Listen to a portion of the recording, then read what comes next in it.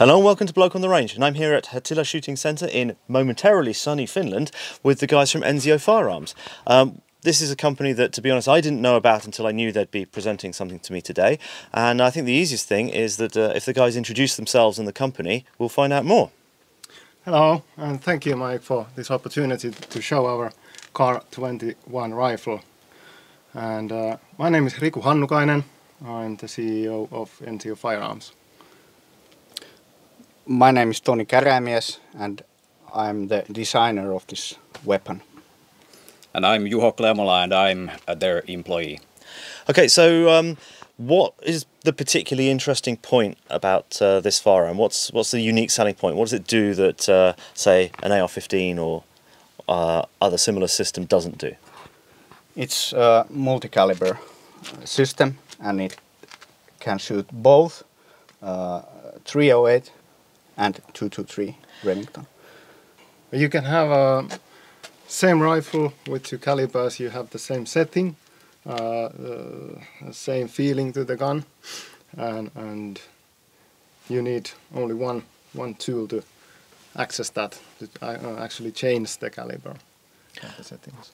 Okay, well, I think the easiest thing to do is to bring the camera forward and you can show us how this works. Yeah. Okay, so this one's currently configured in 223 Remington. Okay, and what do we have to do to change it to 308? First we check the chamber, it's empty. After that we have a disassembly pin. We open that and the whole lower comes out like this. Then we move on the buttstock. It comes up like this. Then we have recoil spring coming from back. Then the whole bolt carrier group here. And that's quite interesting looking. Disassemble. That looks like an AK and an AR-18 had a child. Yeah. And then we can continue to the gas port. We open the gas port. We have the normal and silenced mode here. Well, let's get that. So here is the gas port. And then we have gas piston. Gas piston, yes. We have gas piston, and finally the handle. So on this point, we can change the side of the handle from right to left or left to right, like this. And we can assemble it back, so the handle is changeable. Also, when fired, it doesn't move, so you don't have to watch how you fire down. So back, let's put it on the left side. We go back in, like this. And then bolt back to the slide. Back in. Recoil spring. Back. Then we take buttstock. Put it on the groove here and all the way down. And then we take the lower, put it right there, in, and there it is. Okay, and are we compatible with AR-15 buttstocks and pistol grips? Fully compatible with AR-15 and with the grip and also with the magazine. Okay, and so to change it over to 308? We need to disassemble it and unscrew these two screws and then change the barrel, magazine well and bolts. We disassemble the gun, lower, buttstock, recoil spring,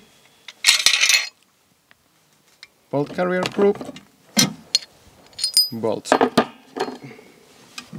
Then we take the gas port, open it,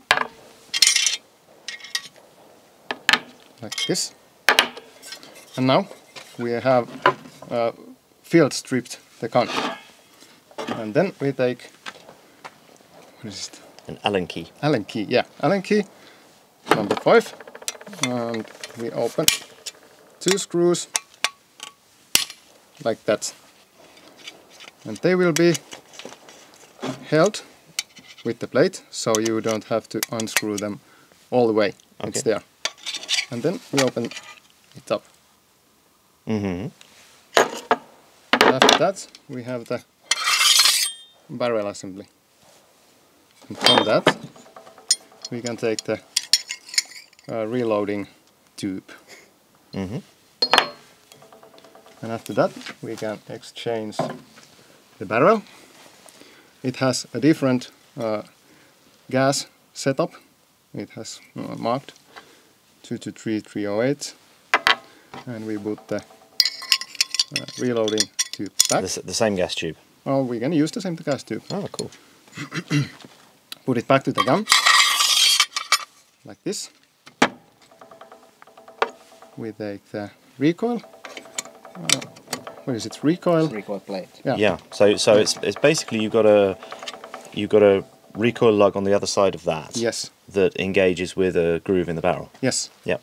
So we take the recoil plug and put it on place. Take the Allen key. Screw it down. Screw it down.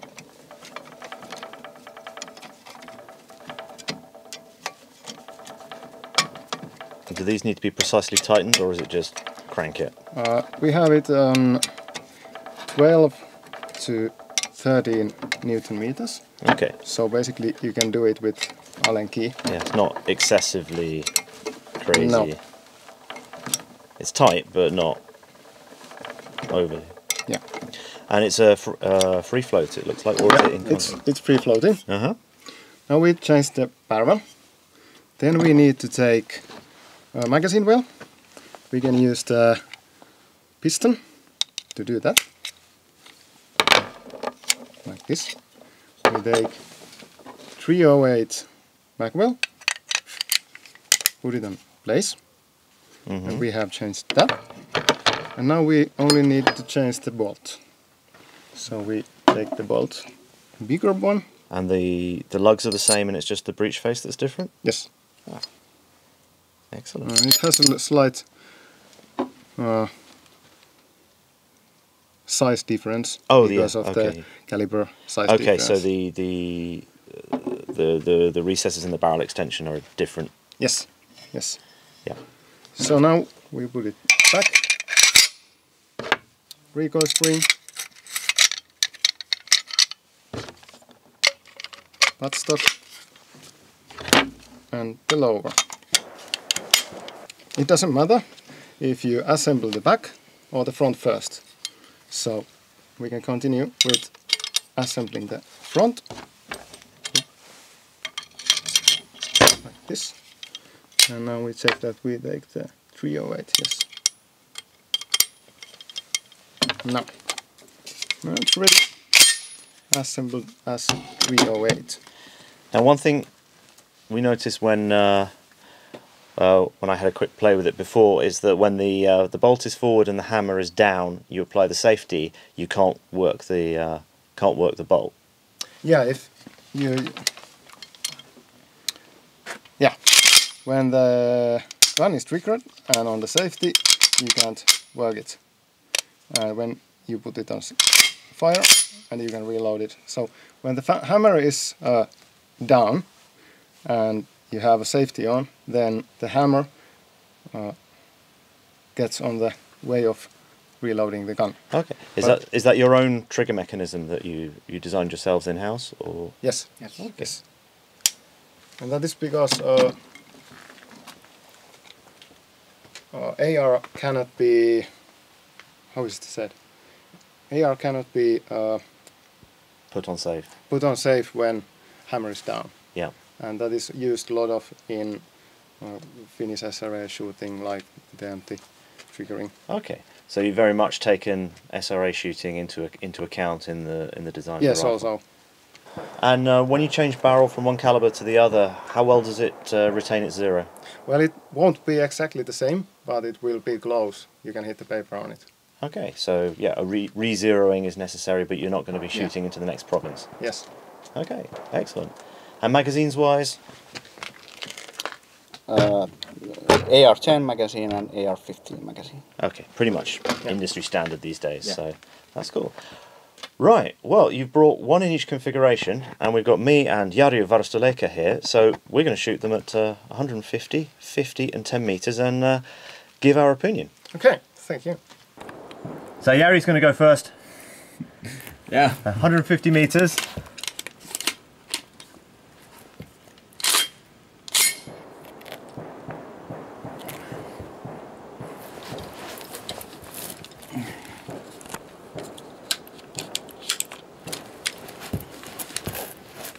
Okay, let's see what happens.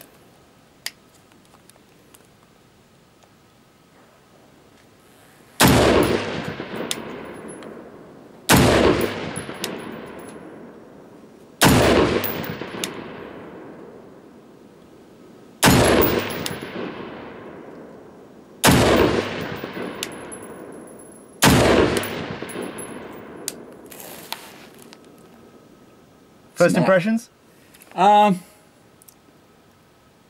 It's pretty kind of steady. The recoil impulse it's not that snappy at all. It's close to my AR, but much more milder, and it kind of just pushes back to you.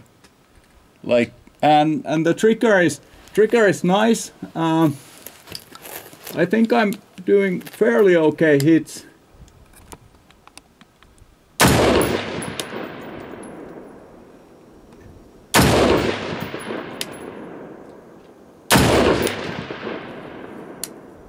The dot is going when I shoot prone like a bit over the target, so nothing crazy. Yeah, I could do this quite some time. It's nice.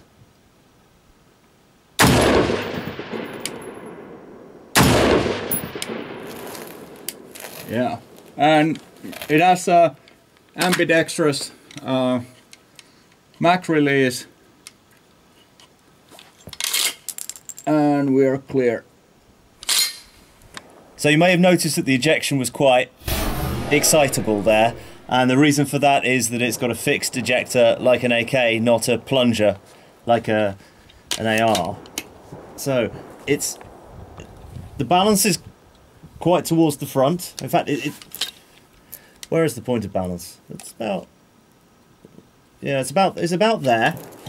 It's kind of heavy compared to a lot of ARs, but for SRA tape shooting, that's probably what you want to keep the muzzle down.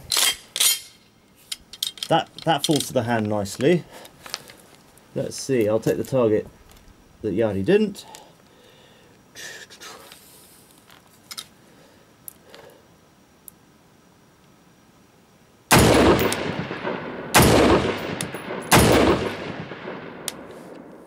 That is soft. Yeah. That's almost Sturmgewehr 90 soft, but without all the stupid mass moving on the top that makes a Sturmgewehr 90 go bleh. Yeah.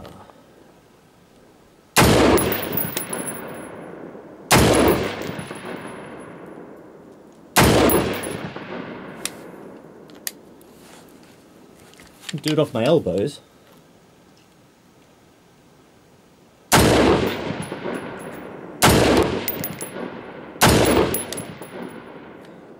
So it comes up a certain amount but settles right back down. It's not going wah! And then struggling to come back down. But we'll see when we get down to 50 and 10 meters what it can do giving it loads. And we're clear. Yeah, so let's put the bigger cartridge in. It's kind of the same platform. Yeah, we're good to go.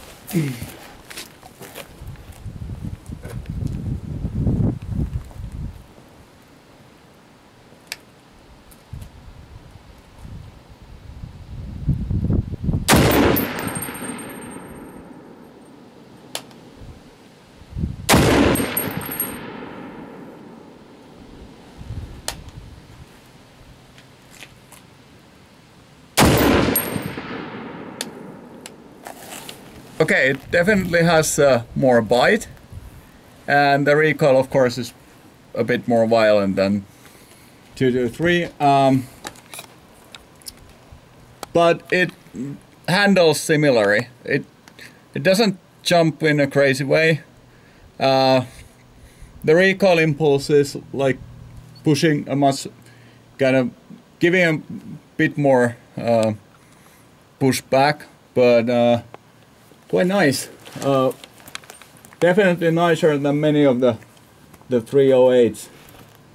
Let's see.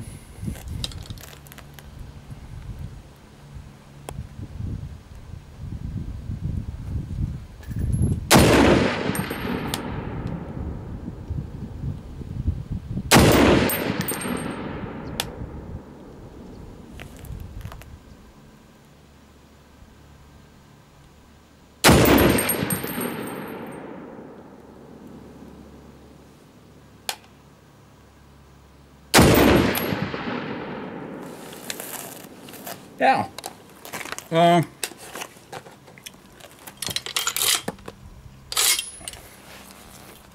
Pretty nice. So if you put this in my hands and didn't tell me which one it was and blindfolded me, or in fact even if you didn't blindfold me, I wouldn't know it was any different. Wait, go in. Okay.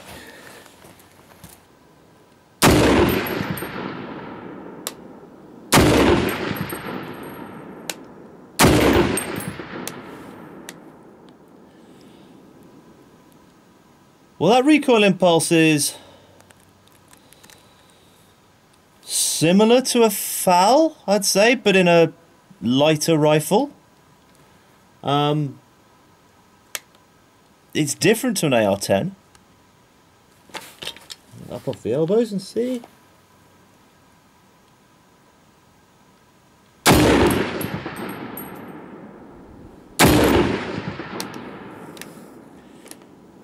It feels more off the elbows actually than the mag resting. And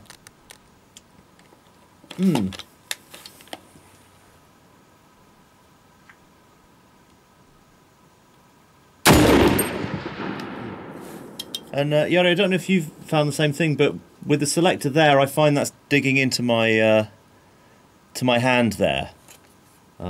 That's actually slightly uncomfortable. I mean, it comes to the thumb very well on this side, but it's, yeah.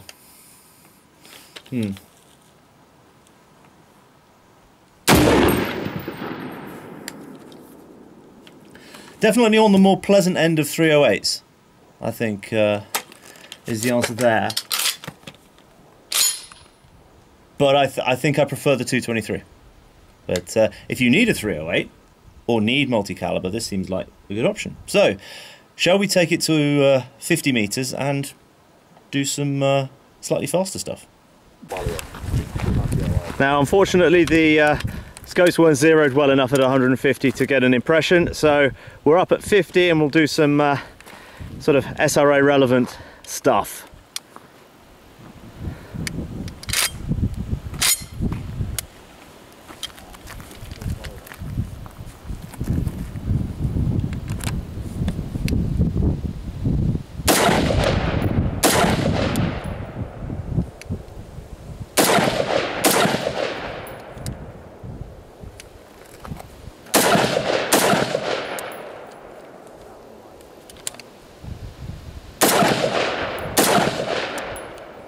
Kind of, the trigger is kind of good. It has a clear wall, but it's so different than my own, so it takes a few rounds to get used to it.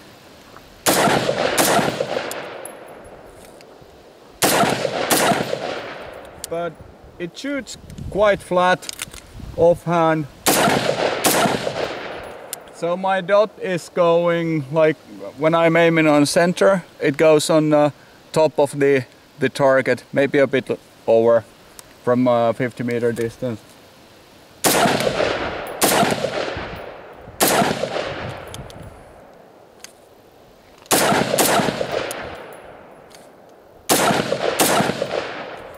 but it comes back also quite fast. Because that's often the thing. It's not necessarily how far it moves. It's is it back where it needs to be by the time you can reset the trigger. Yeah, let's try some mag changes. I have a mag where I have there's only a few rounds.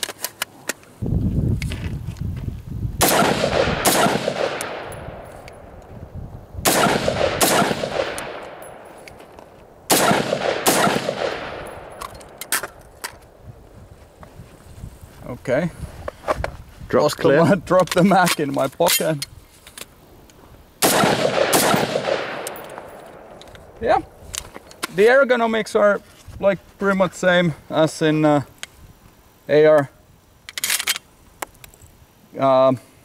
Easy to manipulate, similar kind of a bolt release, and yeah. Right.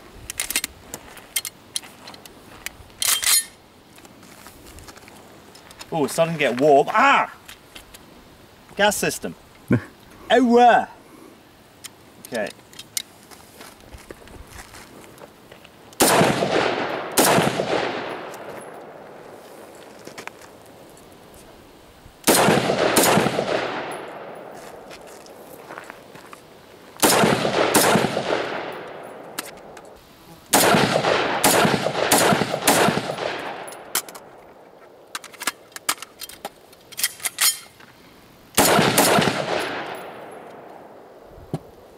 It's funny, I had a reflex to reach for the charging handle rather than pressing the BotR release. Let's just try that again and do it properly.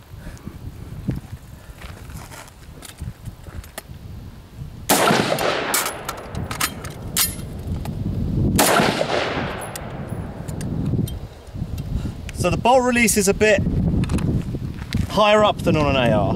It's right up there, and if we just fire another round to lock it back, because I'm being lazy.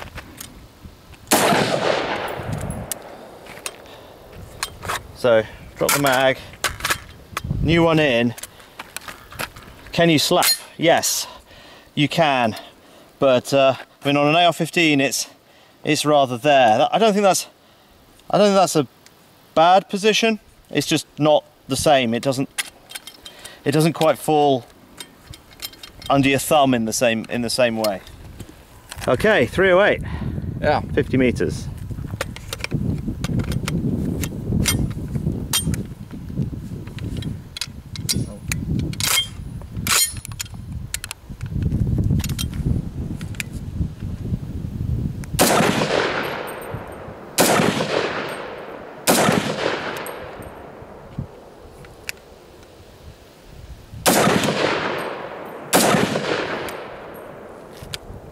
Yeah, of course there is some more kick. The muzzle rise is a bit more. It's probably because I haven't shot that much of the 308, but it's not unpleasant. It's not like some of the 308s which actually kick harder and sharper. It's fairly pleasant experience.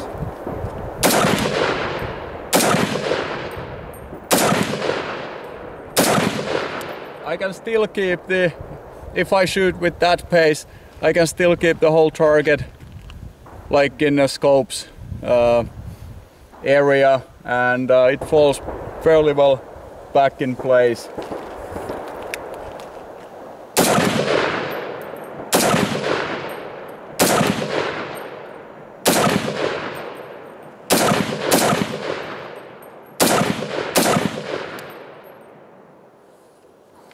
Yeah, but you need, oh, it's only a few rounds. I shoot this way. But definitely you need to control it a bit more.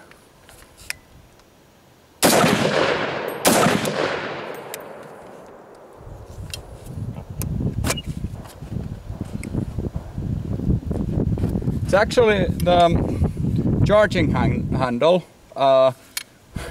You get a really good index point for your grip at least for me, it's convenient that you have a index point there where you can kind of place your hand, and I think it's pretty convenient. I was first kind of wary that if it moves, where do I grab? But that's where I burnt my hand, was that I was getting ahead of it, getting in front of it. yeah. Right, my go. I'll take the Jari grip, which isn't my usual way of shooting.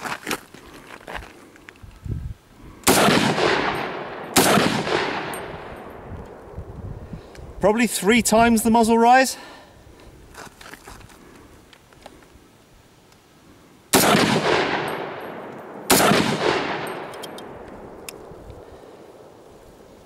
I mean, it's a shove. It's not a smack. I mean, like an overgassed foul gives you a smack. A G3 gives you a smack. And this is a roll. So that's good. So this probably rates amongst the best 308s I've shot for recoil impulse.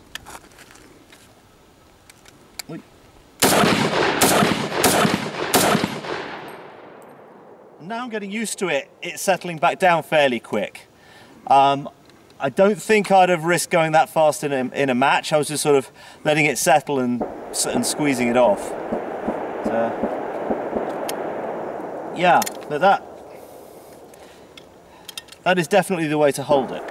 So Yeah, so 50 meters, like I used the whole space of the target.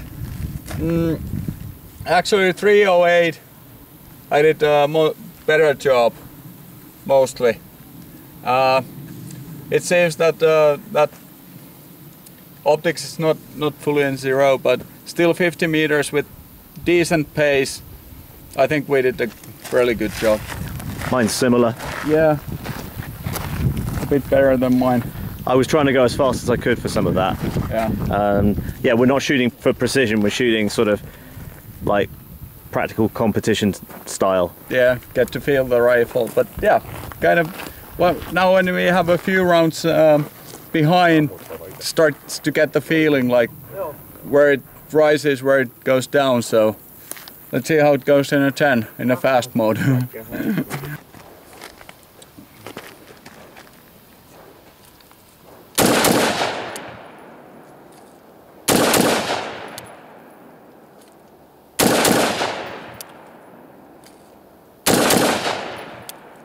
Now I'm starting to get the feel of it, like almost on the wide circle.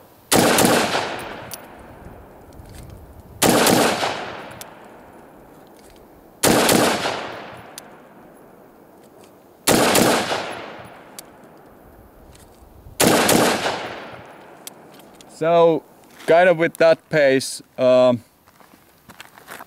for SRA target on A zone, on up and down, more or less. Yeah, easily at this sort of range. Yeah.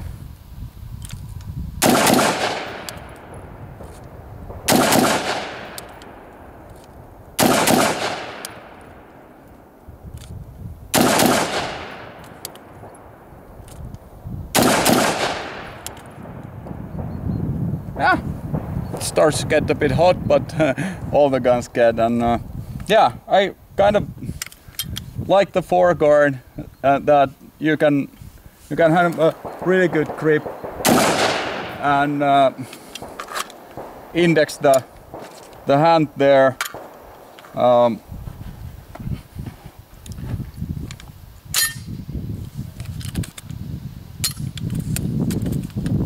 Yeah, maybe with a bit more practice, like you would get good hits with this, and at least there's no obvious problems like with the ergonomics or anything. It's pretty pleasant,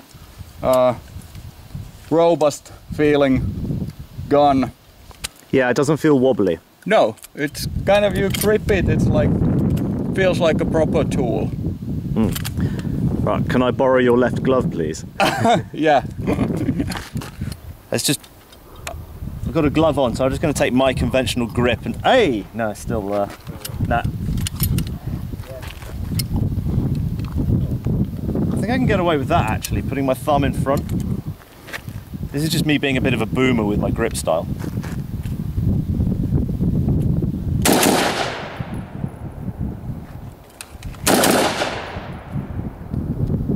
Ooh, yeah, now I'm getting the feel for this.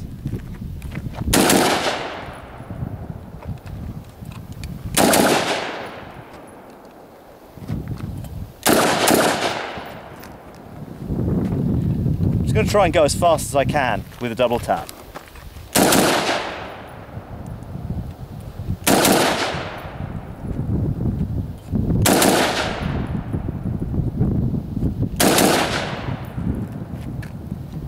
Yeah, at that speed, the A zone of the SRA target is, yeah, very, very doable. I think, ooh, yeah.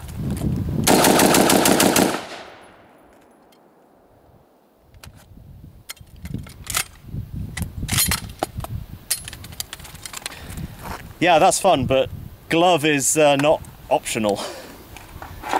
308.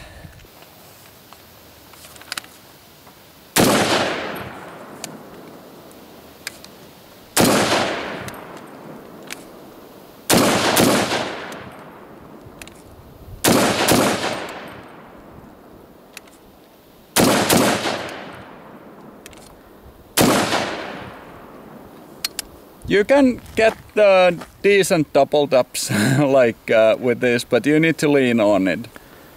But once you kind of do it, it's in a zone.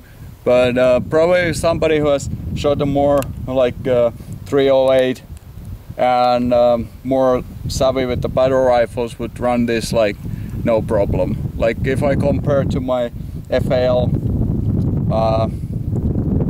this is easier to shoot.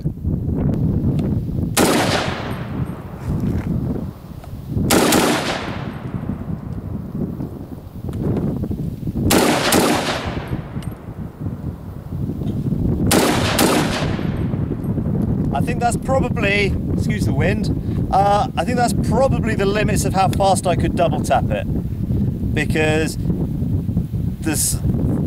it's so much punchier than 223 that you're not going to be able to just hold it in place and just whack the trigger twice.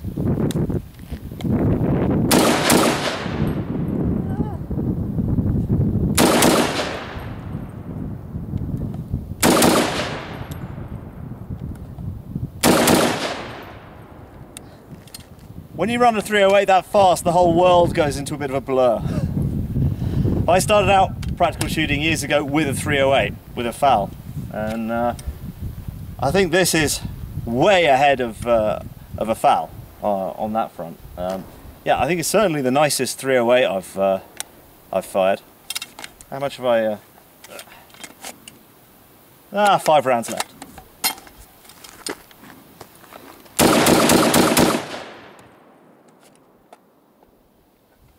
Yeah, not as fast as 223, but if you need the extra power factor for whatever reason, I think you're onto a good thing with this one. Based on like what we shot a few rounds, and I got the feeling that 223 is like what you would expect with the modern kind of a firearm nowadays. Like it's a robust, it's handling well, it's balanced well, but with the 308, like compared to the FAL or some other battle rifle types of things, the improvement is much more significant. That shoots flatter, it's easier to manipulate, and it doesn't weigh a ton. So I think there's a lot of merit for, if you need a 308, to have it like that type of platform. Gentlemen, you have done a thing. Thank you. Yes, thank you.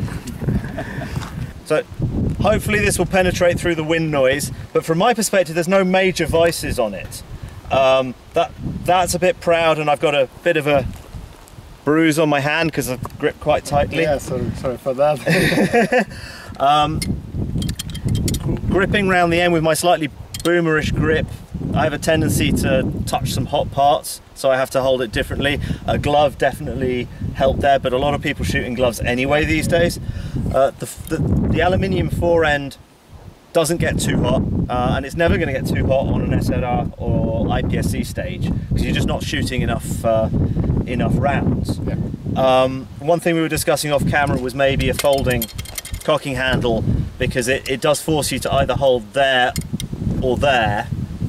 It can be done. It's possibly. It's not a major thing. I'm picking at the small things I noticed, because generally it's solid. And I'll echo what Jari said about the 308, that just as a 308 platform in and of itself, there's a massive value add over everything else, because it shoots softer and faster than a FAL, and it's 3.7 kilos instead of like 4.5 or something. They're massively heavier, and that shoots massively softer. And I haven't shot a modern AR-10 for a long time, so I can't say exactly how that performs. But reliability with the number of rounds we've fired has been perfect. Not a single thing. That ejection, because you've gone for the AK style ejector, that is more than positive. Yeah, where do we need the excess case? Yeah, it's somewhere else. Have you actually had one jam at all during testing? Well, yes, of course we have had. Every manufacturer has to go through the cycle of testing, retesting, testing, retesting, and correcting your errors. Yeah. So we have had, but now it's the stage that runs solidly with almost everything you put it through. Okay, so when's this likely to come to market, and what's the price point? It will come market early next year. The price point is 3,800. For the whole kit with both calibers, or just one? Exchange barrel kit and exchange caliber kit is 1,600. Okay, so the full whack is going to be a bit over 4,000. Yes. And exporting? Yeah. Presumably not to America. Yeah. No. At the moment, no. Well, you know, just put a blanking plate and call it a pistol. Yeah. That's the usual trick. Yeah. But anyway, thanks very much for letting us film this. I hope for the audience the wind noise has been tolerable, but we can't change the weather. Yeah. Gentlemen, you have done a thing. Thank you. Thank you. It is overall, it's a really nice package, and it's nice to see something sort of properly new come out of Europe that's not just another AR. Because I like ARs a lot, but we've got a lot of them on the market, and to see something new that is proper multi-caliber in a way that goes above and beyond. I mean, if you look at some of the multi-cal ARs in the States, they're kind of bodged, whereas this is really refined and you can't really tell them apart, and there's no clunkiness or anything in it. And certainly, yeah, for those who like 308, definitely the 308 version has a lot to be said for it. So, thank you all so much. Thanks to the audience, thanks to everyone who's got me out here today, particularly patrons, and yeah, onwards and upwards. Thank you. Thank you. Thank you. Bye.